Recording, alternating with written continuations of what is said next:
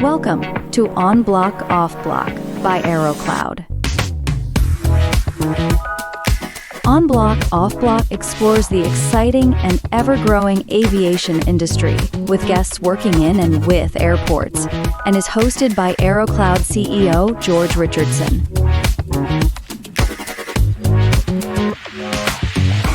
In this episode, George speaks to Ina Eldøy, CEO of electronic bag tag disruptor BagID, about her journey into the aviation industry and the evolution of BagID, the importance of data sharing, and the key role of startups in driving innovation.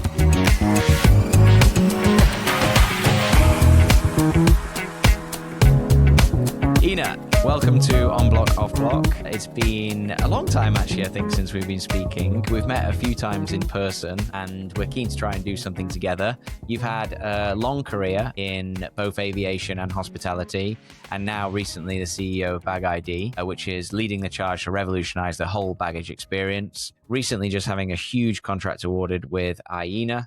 And also you were almost the winner of our Ducati motorcycle at PTE. So we'll start there, but welcome to the podcast. Thanks so much for doing this for me. Thank you so much. And thank you for having me. And I think actually, let's start. The reason I'm on the podcast is that I did actually win a Ducati, but I didn't fill all the requirements with regards to keeping it, right? Yeah. So like the rules were effectively that so for those who don't know, we gave away a Ducati motorcycle at one of our largest conferences of the year. And as part of the rules, you had to be there to pick the bike up.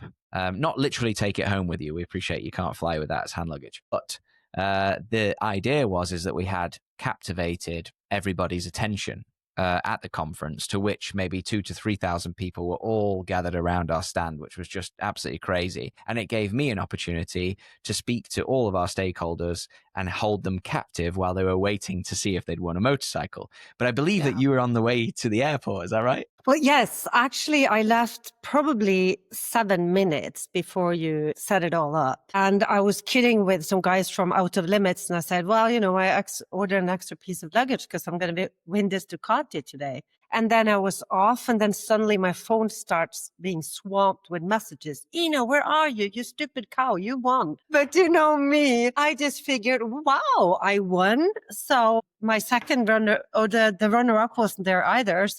But the great news was, George, that the second runner-up, he was really, really into motorcycles and racing. So the guy who would appreciate it the most won it. And talking about marketing and the cost of marketing and getting your name and your brand known. I mean, hey, that was such a gift for me because everybody was calling out my name and from BagID, she won. So I think I just won. Yeah. There you go. Yeah. Well, and we said we would do this and give you some shameless plugs for what you're achieving now in the world of bags. So yeah, let's do it. You've had a fascinating career spanning from running hotels, working at airports, and now running effectively a scale-up tech company. We're in very similar positions. We've been in the market for a while. We've probably experienced the same problems with the legacy, the way of working, the complex tender processes, the complex procurement, the legal, the liabilities, all those sorts of things. What's the common thread that sort of guided you in your career? And can you give us a short synopsis of what you've done before? Yeah, I've done a lot of different things. Actually, my background is from finance and strategy. I have an MBA in strategy, and I really like the big picture and translate the big picture into small steps that everyone can understand. But my biggest epiphany in business is that we live in a changing world, and we have two choices. We could either be part of that change and live the change, or we will be forced to change. And I'd rather be the person that is part of the change and influencing the change and, driving the world forward towards something I perceive is better than being forced to change because, I'm passive to what's happening around me. And then I'm really, really curious. So I stick my nose into anything and everything. So I think that's really the drive behind everything I've done. Yes. And this is actually the third startup I'm in. BagID 2 is the product. It's an electronic bag tag with IoT tracking abilities. So that's really the product. And I think in many ways, BagID is associated with this product. But to me, the whole vision of BagID is much, much greater. Yes, we're a hardware company, but we're also a software company, and we're definitely an infrastructure company. And that's how you and I got in touch the first time to talk about aviation infrastructure. And having been on the airport side, I know how challenging the silos of today are, and we need to get some new tech to make it more seamless and the journey more positive for the passengers and the people who work. No, 100%. And one of the big talk tracks, I would like to get into effectively is that when I think about building our business and the traction that we've had to have, nobody wanting to be the first, the role playing between airline, airport, ground handler, everybody's involved in certain elements of the passenger journey, yet a lot of the clout from the passenger is directed at the airport, and then the airline sometimes gets a little bit of an easy ride, and then on certain elements of the process the roles are completely reversed. In different markets in the EU, we're much more revenue driven, interested in gaining as much revenue out of the passenger as humanly possible. In America, slightly more passenger experience involved because they're government entities and the way that they're owned. Yes, they still want to make money, but they want to delight the passenger more than they want to make money, in my opinion. So really, what's been harder? Getting the passengers to adopt your new technology, or on the flip side, getting the other stakeholders, airports, airlines, et cetera, integrating it? And what's like the biggest challenge that you're working on today? And does it fall into those two categories? Yes, well, it's kind of the hen and the egg, isn't it? Because if you're to convince early adapters, savvy people to try new things, it takes a lot of effort, time, and money to get the message out there. It's creating the awareness and making your product available and all that kind of things. On the other side, new tech like the BagID 2 bag tag is really only good for the airline or the airport in great numbers. Then they can really, count their dollars that they save. But I agree with you. I have lived in the States, and the American society has a much longer tradition in looking at the service aspect of business. For whom are you a business? And they would say, "Hi, love, how are you?" They're very service oriented. Coming from Norway, I mean, we're not going to serve anyone because that's not something we do. So it's really cultural in one way. And then I feel like, who's going to pick up the bill? That's the big discussion. What most passengers don't know is that they don't meet their airline at the airport. Their airline, it's not there. It's handlers, and handlers have different contract and incentives to deliver on different things. So as long as we're not have this common vision of a seamless, very comfortable passenger journey, we will spend our energies on the wrong things, mainly pointing at who should pick up the bill and who's responsible. So I see your frustration, and I also see how you have all this traction in the US, because at the end of the day, they know that if they have a very dissatisfied customer, there are plenty of choices out there. Yeah, absolutely. I mean, there's one airport every 45-minute drive, more or less, within the US, right? A little bit different when I compare it to my local airport here in Manchester, where the catchment area is pretty well defined. And I think they know that as well, right? So talk to me about your previous roles. You were at Avinor, you were at airports in the past.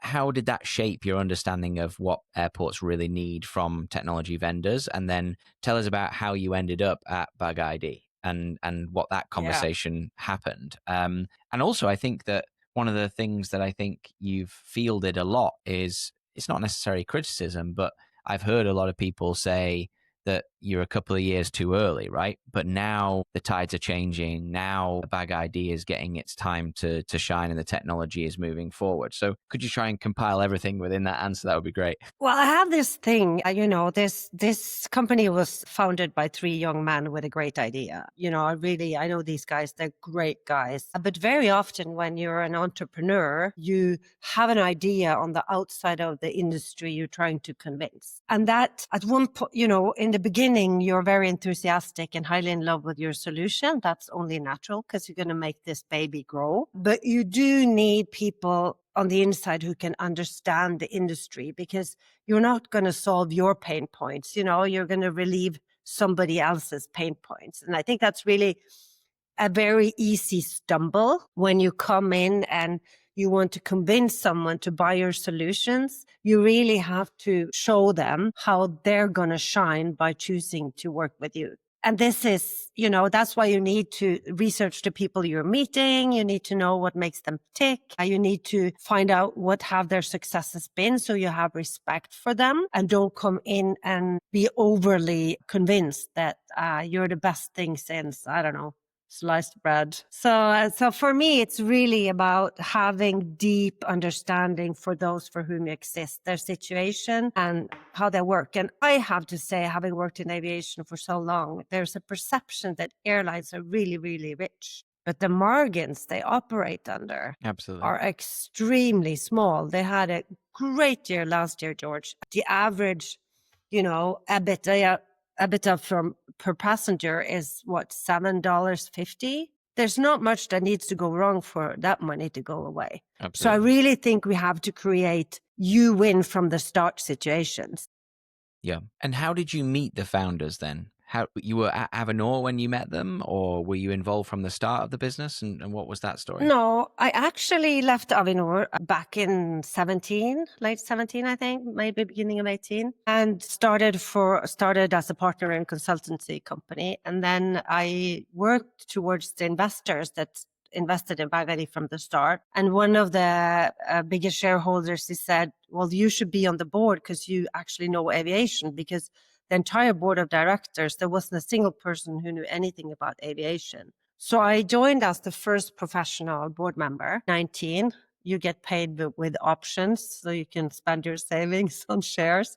And this is how it started. And then, it kind of developed from there. Like I say, I'm a pokey nose. So when we went to crowdfund, actually, they couldn't describe the market size. So I did that. And then it just kind of took off from there. Yeah, absolutely. Because you did the crowdfunding, which got the early adopters of the product. And now with BagID 2, you sell that device direct to passengers or through the airline. Is that correct? Yes, I think our main strategy is really to let the airline manage the relationship to the passengers. So if they can distribute this through their loyalty programs, there's money in it for them, and then they have the conversation with the passenger. And that's really our main strategy. But we do have an online shop. We do marketing, of course, and we're for sale on board long-haul flights, Lufthansa and Swiss. And so some of it is just brand building awareness activities, and some, the big numbers you get by working through the airlines.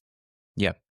And talk to me about who was the first airline to give this a shot, and what is this product doing for customers right now, and what will it do for them in the future? Well, I think our first airline was Widerøe. Norway is a small country, but we have a lot of airports. So we, at that time, had 46 airports, but a lot of them are 15 minutes flights with a very regional airline called Widerøe.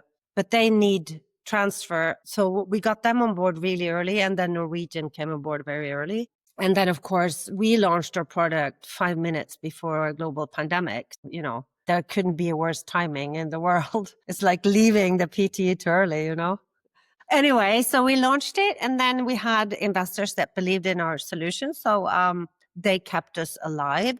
And then I think we were lucky, because then we parked our previous technology, which was based on Wi-Fi and roaming and didn't really work cross-border. And we entered into an Apple program and became an Apple partner. So when we relaunched the BagID 2, which it's called, we had Apple on the team, and it was a great success. Of course, a great success for a startup is, 1,000 units in less than 48 hours. But then we were sold out, and there was a war in Ukraine, so we couldn't source components. So the guys who bought something in June got it in December.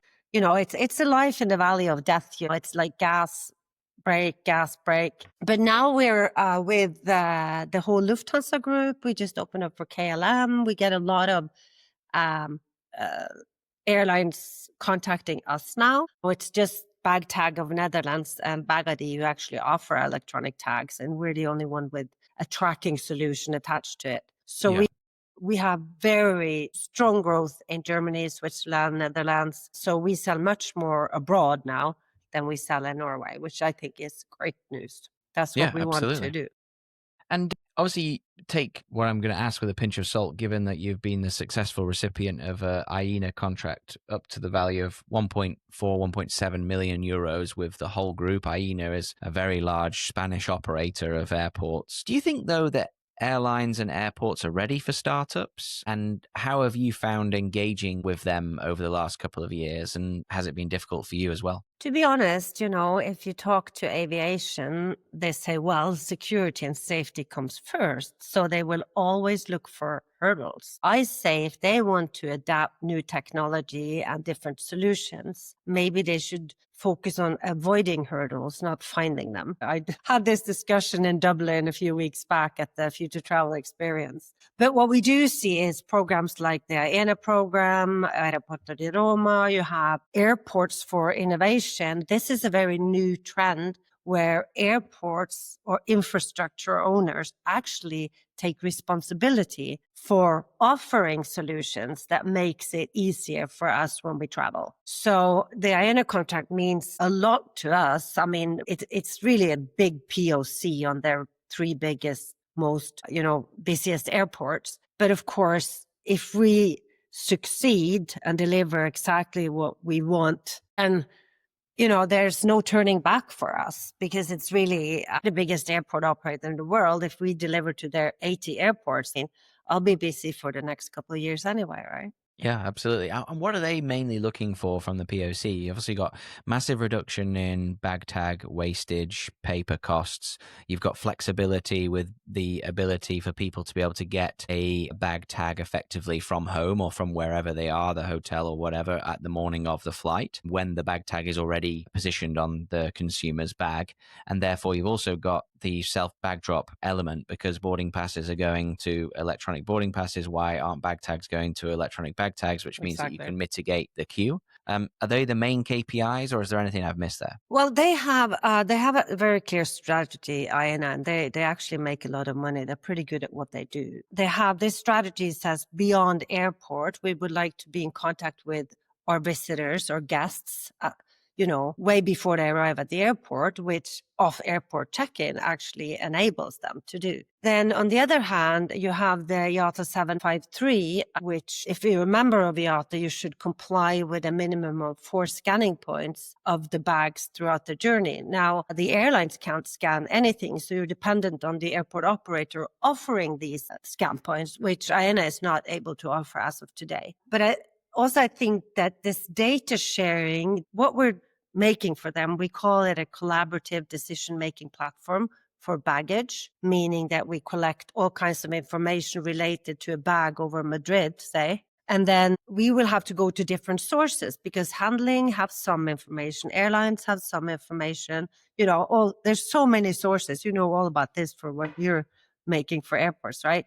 Absolutely. So, but if you can collect that into a big data lake, use AI and good analytical tools to give people a better decision-making documentation, you can do, it's a bit like your, what's it called, your AeroCloud, where you can do the passenger flows, but it's anonymous. So the more we know about those for whom exist, their movements, where they are, where they're not, if they're not where they're supposed to be, the better decisions we can make and the better product we can offer them. Absolutely. So, yeah, so that's really what it's all about. So it's much bigger, but I believe that electronic bag tags will be a very good catalyst to move, to let us fix things via our smartphone because we trust ourselves. We like fixing things via our smartphone. It's like a prolongment of our arm. So let's move as much as we can over to the passenger's hand at home. And then there's going to be much smoother sailing for everyone at the airport. Yeah, absolutely. I mean, the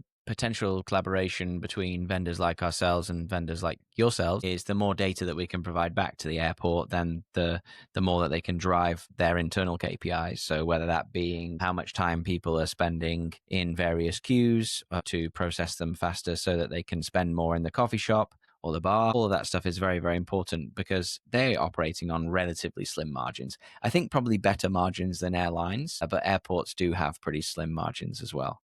Yeah, but So, I think airports don't make, and this is, you have this, we discussed this, what are we doing too little of? Using technology way, in a too narrow way, in order to create commercial opportunities. Because I believe, airports are not making money out of running their infrastructure. Unfortunately, that's not how it works. But there are very few shopping malls in the world, or, food courts in the world where you actually get to lock your customers in for hours and they can't get out, right?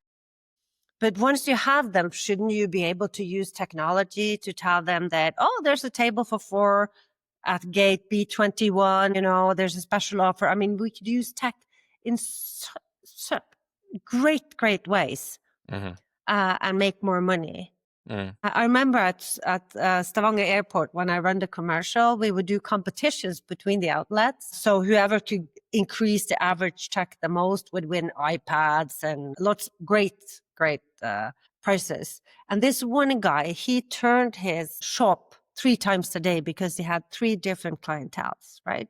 You had the breakfast crowd, the lunch crowd, the dinner crowd. And it was just amazing to see the results. And we need to be, passenger situation conscious. And we can do that with tech, but we're not doing it. And I don't understand why. I tried to put in virtual shops in Stavanger 15 years ago. So you just do the storefronts, you order the sizes, you try them at the airport. If they don't work, you return them. I could have a shopping mall of 20 shops. Nobody was interested in that back then. Well, I think there's a larger thing at play as well, which I found. I mean, I studied the industry maybe 2 years before I decided to come into the industry. And then obviously we've been 5 years now. And one of the big things I see is that there's not a lot of cross collaboration. So a lot of the airports, I mean, there are airports that sort of write about this and they talk about this in great detail. And there's not a lot of action. So like we have this thing at Aerocloud where we want to work with airports that are interested in growth. And the qualifying thing for interested in growth is, are you prepared to share the data that you have already? Do you have a relationship with all of your vendors that can share that data? Because historically, they have not. Neither vendor nor airport has wanted to share. And then the other, they've got historical relationship with airlines that they don't share data. I mean, you'd think that given that they work incredibly closely, that the relationship would be very, very tight and have lots of collaboration within it. But actually, there's not a lot of collaboration at the vast majority of airports. The 72 airports that we work with, we like to think that they all want to grow and they all want to provide a platform to their airlines that they can communicate through. And that's what we've done so well, right? Our GMS allows airlines to communicate directly with us. Our common use and passenger processing data shares with the airline as well as the airport. And these tools are really, really good, but we're just getting started with that. And it's totally unique, really, in the sense that a lot of the larger incumbent legacy vendors have sort of posed as these collaborators, but in reality, they really haven't, and they've sort of hindered the growth of an airport, which is why vendors like us have had and seen opportunities to grow. What I find very fascinating about aviation is that it's a huge numbers industry, but there's so few people and actors. So we can actually find solutions together and implement them really, really fast. But what we do with baggage is to handle it the way we did in the 80s. So the potential is so enormous. And I think you need to be challengers like you and us in order to break some of those silos and some of the old truths, Yeah, absolutely. And be willing to just share and go out there and say, well, yeah. When we were building our product and I was completely ill-educated with what we needed to do, we spent weeks and weeks at any airport that would have us just watching processes. And there is still today, not in Aerocloud airports, of course, but in many airports across the world, lots of paper, lots of Excel, and some of these legacy interfaces that people are interacting with, they just don't suit the current generation of the user. So just basic UI and things like this is so important for the people that they're trying to hire, because a lot of airports are hindered by the fact that they can't hire enough people and can't retain enough people to run these processes. So you either sit down and you say, what can technology do for me so I'm not over reliant on people? Or alternatively, can I make my technology actually a joy to work with? And we sit in hours on end at meetings at Aerocloud trying to understand what those users want and trying to give them what they want amongst the other priorities of actually running the airport. So I think that, in summary, for me, I think it's been a real challenge. And I think that your company now are really on the precipice of jumping to the next level with this Aina contract. And, I think the whole industry is watching about how successful that's going to be. So no pressure. Yeah, it's exciting. This is when the work starts. But I buy your point of view 100%. It's really need to get people on board. And I think we underestimate people in general. I think we always do it. The silos, if you're going back to, I know the contracts between a handling and an airline and a handling and an airport, they have service level agreements, east, west, and north and south, but if you don't ask those who are living this every day, like you went to airports and observed, I just had a very interesting reach out from a big cruise line. And so they believe there's some smart things we can do. And what I'm doing then, I'm traveling to observe a turnaround for 24 hours. It's going to go on all night and all day because I need to see real time what is actually going on. And then I'm trying to be able to talk to the different stakeholders, that being, the airport, the handling agent, the passengers, the cruise personnel who's turning it around. And I think that really is, you need to be interested in making every day better for, the people who are to choose their solution. 100%. And I think that, and I think we can see people, when you get a huge organization, you forget that there are actually somebody out there who's dependent on what you deliver. Yeah. It gets into politics. Sure. And I think maybe as a senior management failure, really, is people underestimating the value of their people in a organization that's been the same for many years. That's where startups often have a massive advantage, because you often end up hiring a junior engineer out of university that ends up running a team within 2 years, and they're now a VP of engineering, for example, or a junior salesperson that ends up being a global sales director within a very short space of time. That doesn't happen in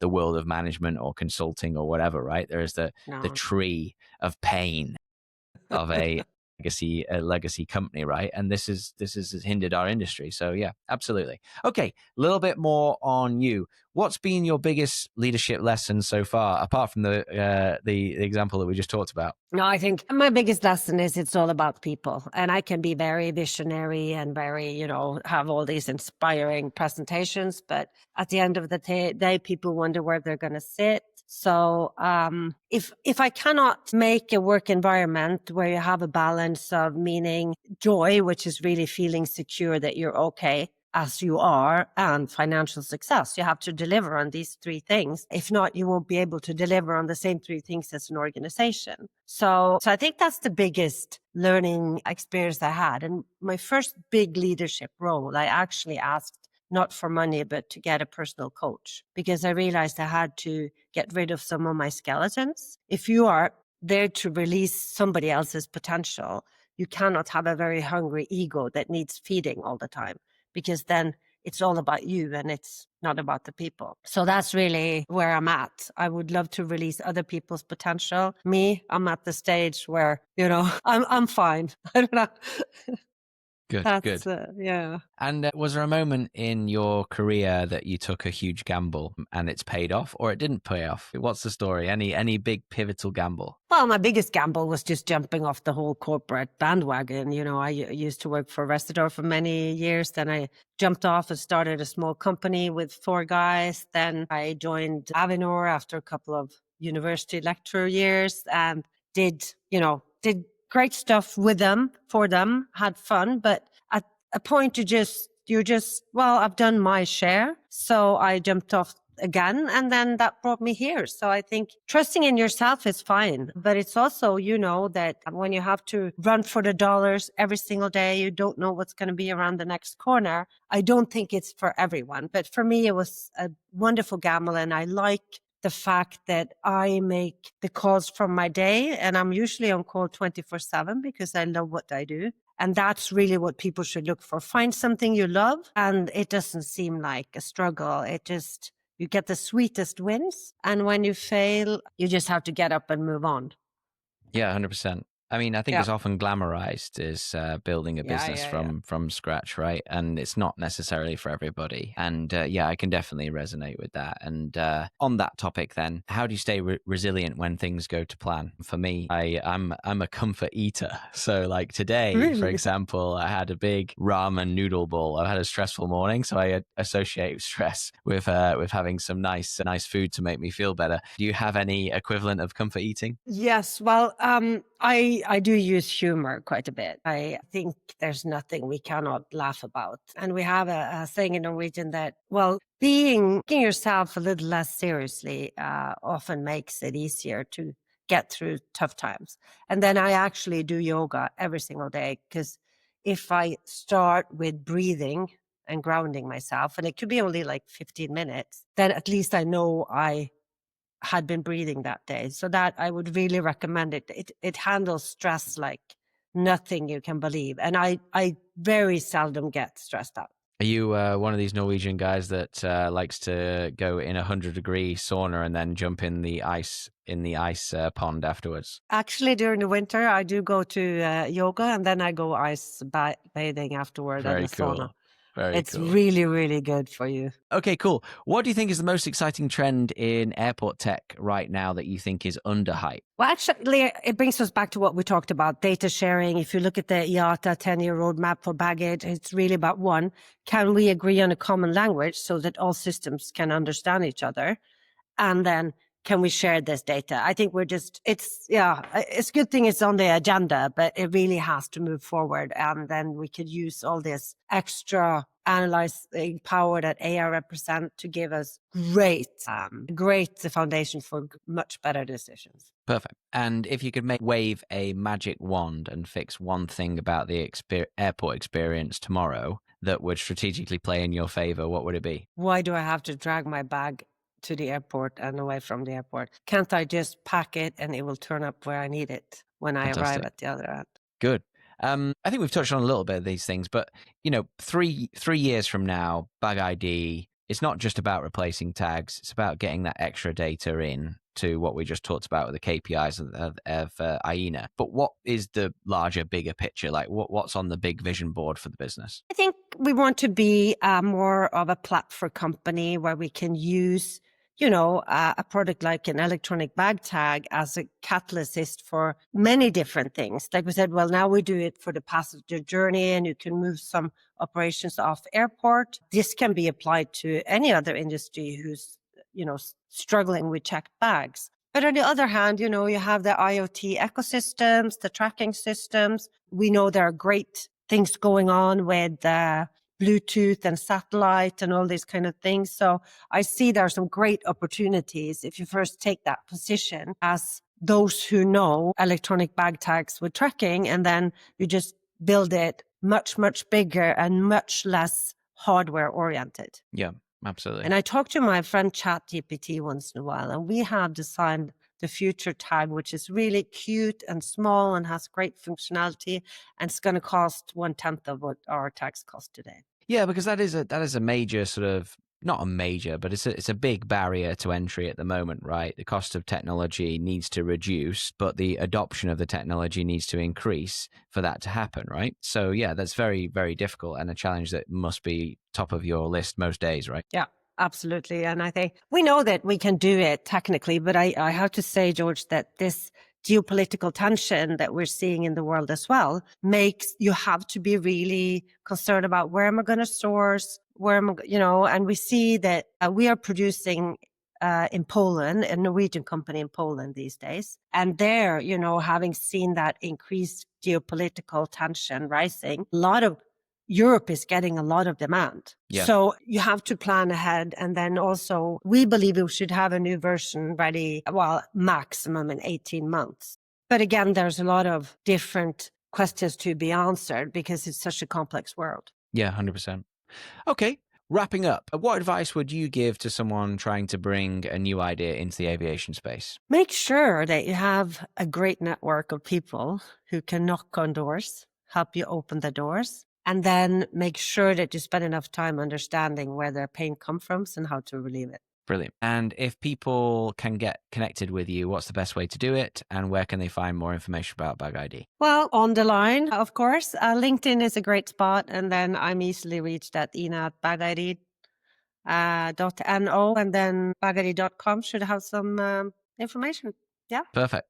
Well, I always enjoy speaking with you. I think what you're doing is great. I think that it's not a case of if, it's a case of when that we'll work together a bit more formally. And, I'm really keen to really progress those conversations that we've been having, especially outside of ports as well. I think cruise ships it's a complex scenario. If you think about it, the issue they have, and we looked at this ourselves, is that they have to print so many bag tags in a short space of time, effectively, that they have to take the bags from the guests very, very early on in their departure day, effectively. So the guests are losing out on those bags because someone manually has to do that. So I can see that why BagID would be an exceptional resource for that. If you can obviously get around the cruise ship involving the charge of the hardware for the bag, and that was posted out as part of the package. I think that's an idea putting out there that could be really interesting. And yeah, we've often thought about that and talked when we've been talking in detail as well about the applications of BagID and what the future of the product is. But it's clear that the airlines are starting to wake up now and realize that there are better ways and better alternatives. So I commend you for doing that, and I look forward to working with you in the future. And thank you so much for being on Block Off Block. Likewise. Thank you, George. We're going to do some great stuff together. But thank you for having me. I enjoyed it quite a bit. Thank you. Thank you. Thank you for listening to On Block, Off Block by AeroCloud. If you enjoyed this episode, please leave us a review and remember to hit the subscribe button to stay up to date with future episodes. On Block, Off Block is hosted by George Richardson and produced by Alex Greaves.